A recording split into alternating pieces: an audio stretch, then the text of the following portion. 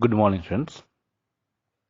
क्षितिज भाग 2 के काव्य खंड के पाठ 8 कन्यादान कविता का हम भावार्थ समझेंगे। इससे पहले हमने इस कविता के रचयिता कवि ऋतुराज के जीवन परिचय के बारे में जाना था। तो आइए आज इनके द्वारा रचित एक कविता कन्यादान का हम अर्थ समझते हैं और उसका पठन पाठन करते हैं। देखिए, कन्यादान कविता में माँ बेटी को स्त्री के जो परंपरागत आदर्श रूप होता है उससे हटकर सीख दे रही है। एक माँ के द्वारा अपनी बेटी को सीख दिया जा रहा है इसमें कि वो कवि का मानना है कि सामाजिक व्यवस्था द्वारा स्त्रियों के लिए जो आचरण संबंधी जो प्रतिमान गढ़ दिए गए हैं वे आदर्श के बंधन होते गए हैं। बेटी माँ के सबसे निकट और उसके सुख दुख की साथी भी होती है। इसी कारण बेटी को ये अंतिम पूंजी भी कहे हैं। और कविता में भावुकता नहीं बल्कि माँ के संचित अनुभवों की पीड़ा की अभिव्यक्ति होती है। इस कविता में एक माँ की पीड़ा उजागर की गई है। इस छोटी सी कविता में स्त्री जीवन के प्रति ऋतुराज जी की गहरी संवेदनशीलता भी अभिव्यक्त होती है। तो आइए इस कविता का भावार्थ हम समझते हैं। देखिए कविता इस प्रकार है कि पहली पंक्ति, कितना प्रामाणिक था उसका दुख लड़की को दान में देते वक्त। प्रामाणिक मतलब वास्तविकता, यथार्थ कि कहने का अर्थ है कि जब माँ अपने बेटी को विदा करती है और उसको ससुराल भेजते वक्त माँ की जो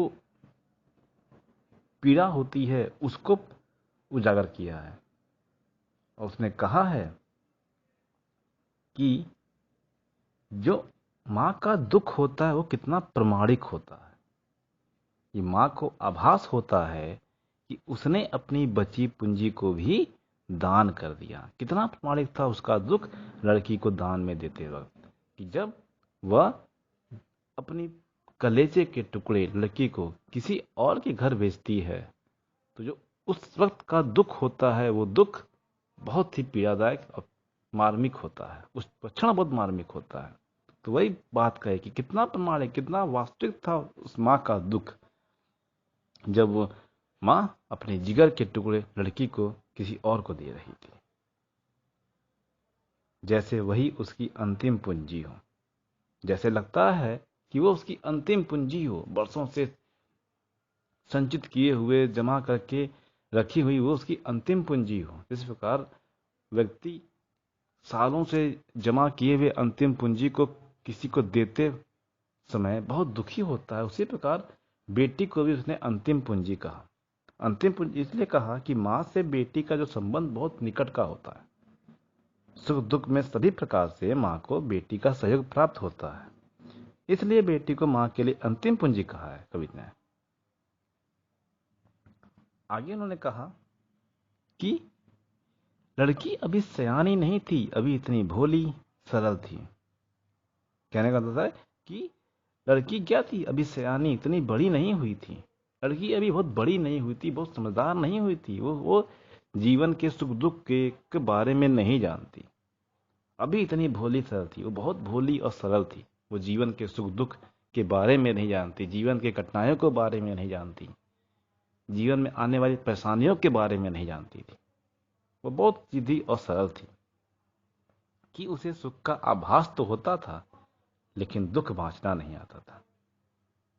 मतलब था कि उससे जो माँ की बेटी थी उसे सुख का आभास तो होता था कि सुख क्या है, खुशियां क्या होती हैं, वो तो उसे पता था, लेकिन दुख बांचना नहीं आता था। बांचना मतलब पढ़ना समझ पाना।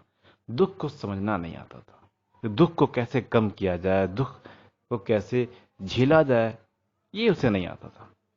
क्योंकि जब तक बेटी माँ के पास थी तब तक तो माँ ने अपनी बेटी को कोई दुख आने ही नहीं दिया, किसी प्रकार का पीड़ा नहीं सहने दिया।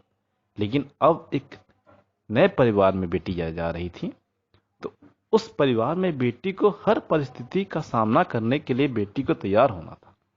इसलिए बेटी को तो सुख अच्छे समझ में आता था, लेकिन उसके जीवन में जो आने वाले दुख थे उससे वो अपरिचित थी, उसे वो नहीं जानती थी। पाठिका थी वह धुंधले प्रकाश की, कुछ तुकों और कुछ लयबद्ध पंक्तियों की। पाठिका मतलब पढ़ने वाली, लयबद्ध लय से आबद्ध। तो यहां कहना चाहती हैं कि वह तो विवाह से संबंधित सुखों की काल्पनिक इच्छा में जी रही थी जो स्पष्ट थी, लेकिन अब तुकों और लयबद्ध पंक्तियों की सरलता से सहजता से पढ़ना जानती थी। काव्य के गंभीर भावों को समझने में असमर्थ थी वो। अब बेटी ससुराल के सहज सुख की कल्पना कर रही थी जो स्पष्ट थी। पाठिका थी इतने प्रकाश की और ससुराल की घटनाओं से परिचित नहीं थी। पाठिका थी इतने प्रकाश की वो कि ऐसे प्रकाश से वह अपरिचित थी। वो नहीं जानती थी क्या उसके जीवन में आने वाली परेशानियां हैं, और वह तुकों और लयबद्ध मतलब लय से आबद्ध होने की पंक्तियों में सरलता से सहजता से पढ़ना जानती थी, लेकिन गंभीर चीजों को वो समझने में असमर्थ थी। आगे कहा, मां ने कहा पंक्ति में कि मां ने कहा पानी में झांक कर अपने चेहरे पर मत रीझना। मां ने कहा एक संदेश, एक सीख भी देती है कि बेटी को विदा करते समय सावधान भी किया कि अपने सौंदर्य पर इतना मत इतरा जाना, इतना मत घमंड करना, और हमेशा सजग रहना, हमेशा सजग रहना कि अपने चेहरे पर, अपनी खूबसूरती पर इतना मत गर्व करना, अभिमान करना, अपने चेहरे पर मत रीझना और अपने चेहरे को देखकर मत प्रसन्न होना, और किसी के प्रशंसा के शब्दों को में उलझ कर मत रहना, क्योंकि ये जीवन को क्या है, बंधन मुक्त रखना, अपने जीवन को बंधन से मुक्त रखना। आग रोटियां सेकने के लिए है, जलने के लिए नहीं। वो क्या कहती है कि जो तुम हमेशा क्या करना, आग के समान सावधान रहना। आग रोटियां सेकने के लिए होती है, स्वयं जलने के लिए नहीं। यहां आग का उदाहरण इसलिए दिया क्योंकि पहले के समय में बहुत सी ऐसी घटनाएं होती थी कि ससुराल के लोग किसी न किसी बात पर लड़की को प्रताड़ित करते थे, परेशान करते थे, और अंत में लड़कियां क्या होती थीं, तंग आकर अपने आप को आग में हवाले कर देती। तो उस बात को याद दिलाकर, उस बात का आभास दिलाकर उसकी मां कहती है कि जो आग है उससे सावधान रहना। आग रोटियां सेकने के लिए होती है, खाना बनाने के लिए होता है, न कि स्वयं जलने के लिए। अतः कोई भी कार्य करते समय बहुत सावधानी बरतना। वस्त्र और आभूषण शाब्दिक भ्रमों की तरह बंधन ऐसे जीवन के। उसने कहा कि जो वस्त्र और आभूषण हैं ये क्या हैं, ये सभी क्या हैं, भ्रम है। इस भ्रम में मत पड़ना कि ये सब, ये वस्त्र और आभूषण के मोह माया में उलझ कर मत पड़ जाना। ये क्या है, ये सिर्फ एक भ्रम है, शाब्दिक भ्रम है, छलावा है, बंधन है। और ये स्त्री जीवन को क्या है, स्त्रियों को बांधने का एक बंधन होता है। मां ने कहा लड़की होना पर लड़की जैसी दिखाई मत देना। उन्होंने कहा मां ने कि तुम लड़की की तरह मर्यादित व्यवहार करना, किंतु सामान्य और कमजोर लड़की की तरह अत्याचार सहने के लिए दुर्बल मत बनना। कि कभी भी तुम एक लड़की की तरह कोमल और अच्छा व्यवहार करना, लेकिन कमजोर मत पड़ना। कभी भी किसी भी प्रकार के अत्याचार को तुम सहन मत करना। तुम हर तरह के शोषण का साहसपूर्वक मुकाबला करना। तो ये थी एक कविता। इस कविता को फिर एक बार समझ लीजिए, भाव समझ लीजिए कि मां अपनी बेटी को विदा करते समय उसे बहुत कई प्रकार की सीख देती है, और उस वक्त जब मां अपनी बेटी को विदा करती है तो उस वक्त का जो उसका दुख होता है वो वास्तविक दुख होता है, और उसको ऐसा लगता है कि वह जीवन से बचाई हुई अंतिम पूंजी विदा कर रही है। अंतिम पूंजी इसलिए कहा क्योंकि मां अपनी बेटी को हर प्रकार के सुख दुख, हर प्रकार के दुख से बचाती है। और माँ बेटी का एक निकट संबंध होता है। सुख दुख में सभी प्रकार से माँ को बेटी का सहयोग प्राप्त होता है। और लड़की इतनी सयानी नहीं हुई थी, वह इतनी भोली थी कि सुख की कल्पना तो करती थी, परंतु वह इसके जीवन में आने वाले दुखों से वह क्या थी, अपरिचित थी। वह आने वाले दुखों कैसे सहन कर सकेगी, इसका उसे ज्ञान नहीं था। वह तो विवाह से संबंधित सुखों की काल्पनिक इच्छा में जी रही थी।